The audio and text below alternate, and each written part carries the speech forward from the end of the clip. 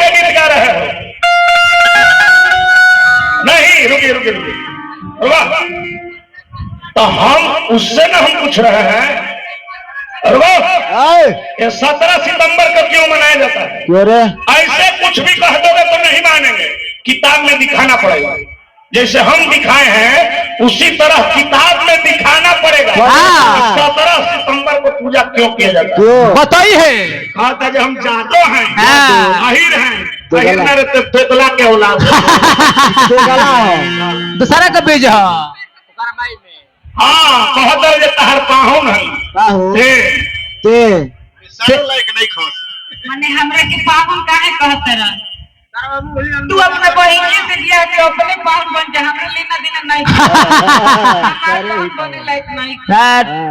दुआनों में नहीं खा। आओ ले आइल बड़ा। एक बात हो, जब तू कलाकार के बोलत रहे तो तेरे नचनिया की कान पकड़ के अगर ये स्त्री है क्योंकि घर के मेहरारू बेटी पतो है तो ये साड़ी पहले थे लहंगा ना पहन तो इधर रंडी हो तो तेरा पहले ब्याह के मुंह में मुंडे के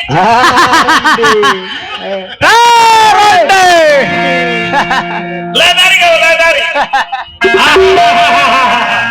मिल गई जो दिल में प्यार हम न होते तो गजल कौन कहता, इन हसीन चेहरे को कमल कौन कहता, ये तो करिश्मा है मोहब्बत की, वरना लोग पत्थर को ताजमहल कौन कहता। हाँ हाँ, अच्छा भैया शायर मारा शायर जो शायर बोल रहा है कि सब शायर हम बोल चुके हैं 10 साल पहले 20 साल पहले। राजकुमार यादव बालू माफिया पुरहारा के माध्यम से शायर मारा, डायरेक्ट कम का शायर। एक कविता बोलो। हम तो मजबूरी बस तरह के छोड़ के जाते नहीं, लेकिन हम यही से दुनिया वाला के लोग से कहेंगे यही से दुनिया वाले लोग से कहेंगे कि प्यार करने वालों की किस्मत बुरी होती है। प्यार करने वालों की किस्मत बुरी होती है, मुलाकात में जुदाई जरूरी होती है। वक्त मिले तो उठाकर पढ़ लेना प्यार की किताब, जरूर क्योंकि हर प्यार करने वालों की कहानी अधूरी होती है। अधूरी होती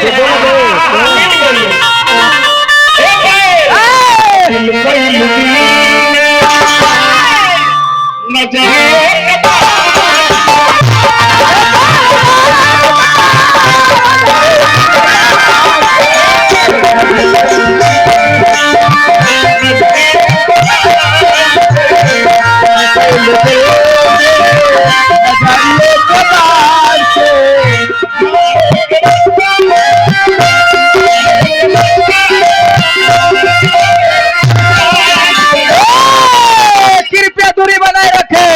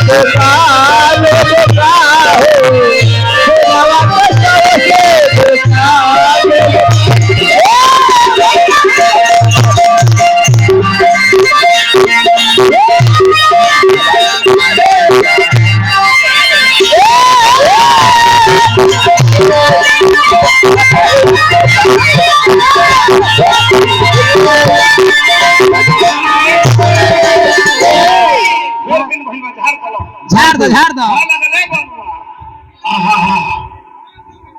ध्यान दे।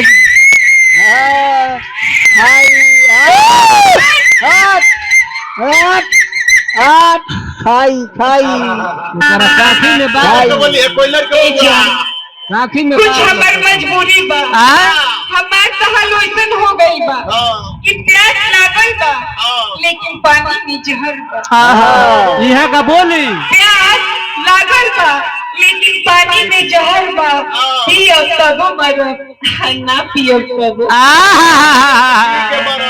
यहाँ के बताई कि लिखल बा कि नहीं के लिखल, बताए लिखल बा। भैया ले बोला मैं वही का वही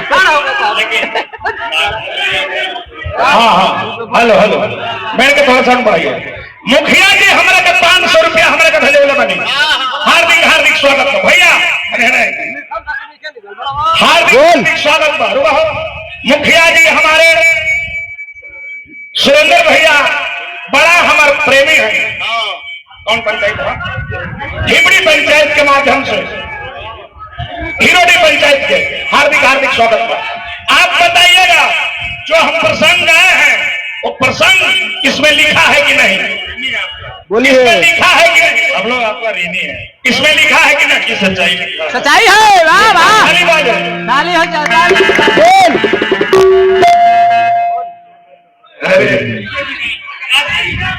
ठीक ठीक हार्दिक हार्दिक स्वागत बा, अभिनंदन बा, वंदन बा। कुछ और लगता है बोले बोला तो है। मुर्गी मारो कैसे? अरे पियंगन वाला देखल है कैसे भाग रहे बबुआ?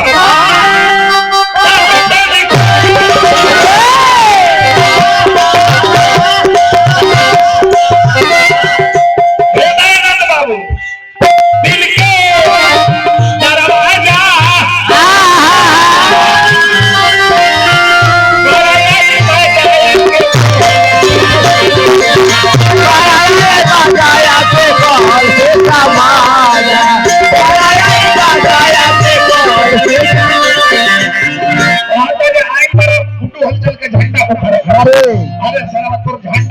मेरे ही कहा नरेश भाई बताई है। राजेश बाबा, कैलाश बाबा, नरेश भाई, विकी भाई, हमारे मुखिया जी, भीम भाई, ये पूरा कमेटी हमारा दयाराम भाई, पागल कहीं का पैदा ना हो वही अपने कम से हमारा झंडा आई मेरे कमरे। ध्यान दे ध्यान दे।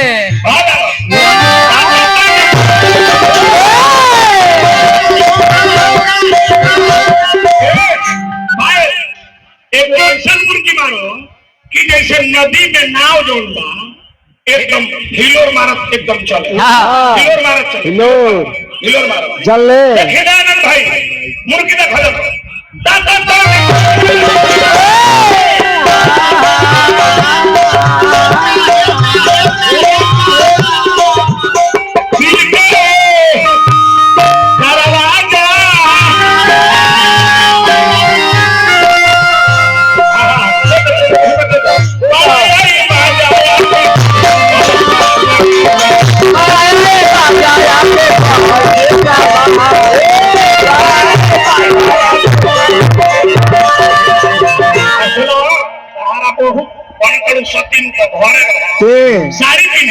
साड़ी पहन के जैसे हमारे माता बहन बेटी वो साड़ी पहनने लहंगा पहन के अलग तिरुपति वर्षा कहा कर अंडी चलल। अब देख एक कपड़ा तो बोले भैया अहे तई मैं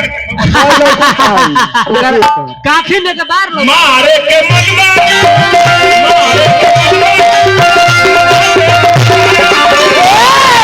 अभी कई लोग नजरिए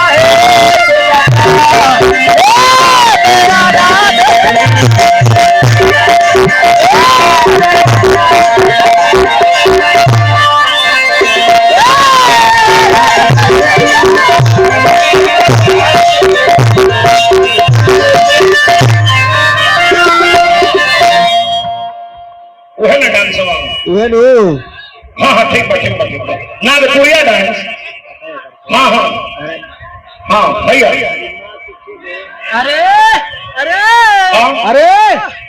कौन गाना?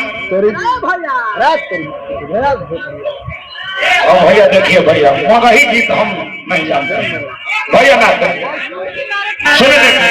और भैया मुखिया जी हम हैं भोजपुरिया, हमको मगही गीत याद नहीं है। हम सुना दी आपका समय ज्यादा हो रहा है। अरे ठीक है अपने समय पर ही। हाँ ठीक है ठीक है। बात ये है ना जो मगही गीत हम नहीं जानते।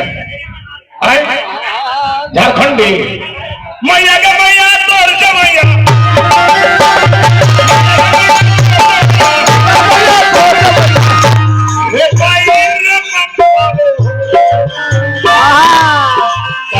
के बड़ी मारू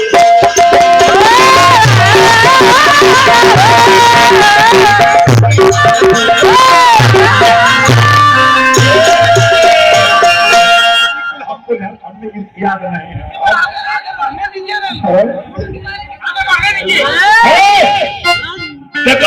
की मुर्गी मारे के हमारे पायल मुर्गी मारी है कहा करे कपार छिड़ा चलो तो एगो फ्लाइट मुर्गी मार ली हा तो कहा था बुझाता नहीं फ्लाइट के का ली हम। अरे तोरा फ्लाइट ते कहा करे जे मारे के कनमा झन झन करी मारे अरे तोरा के मारे ना गल्ला रजा धू अरे पेड़ चना अरे पेड़ चना कानवा धो के आ पेड़ चना कहने लगे वो ससुर के जाएगी। रुको भाई एक बार सब लोग हमारे पायल की तरफ आप लोग देखिए, पायल की तरफ आप लोग देखिए मुखिया जी। जैसे हमारे नचनिया मुर्गी मार दी थोड़ा सा हो रे देखिए भैया है ना भैया पैसा नहीं चाहिए पहले मुर्गी देखिए पहले देखिए। हाँ पहले देखिए ना देखिए आज अभी ओरिजिनल मुर्गी मार दी उलट गई हमारे नचनिया। आप लोग ताली बजाइएगा मुखिया जी तने है देखिए खाली है देख के अब चल गए खाली है एक मिनट एक सेकंड खाली एक सेकंड खाली देखिए चलो भाई सर। अरे हाँ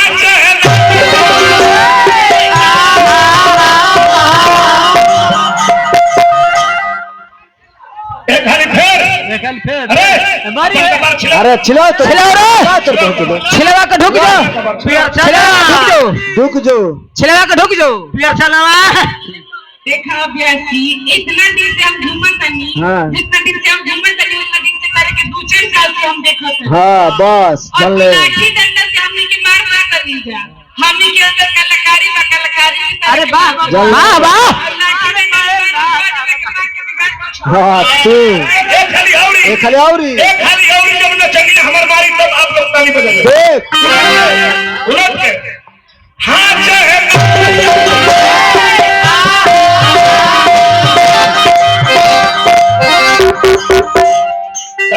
बिगाड़ दे करे तोरी से जा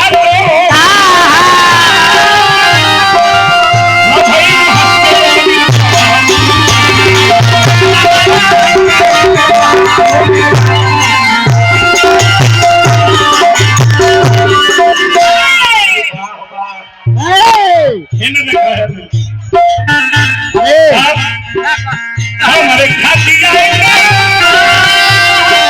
हमारे खाती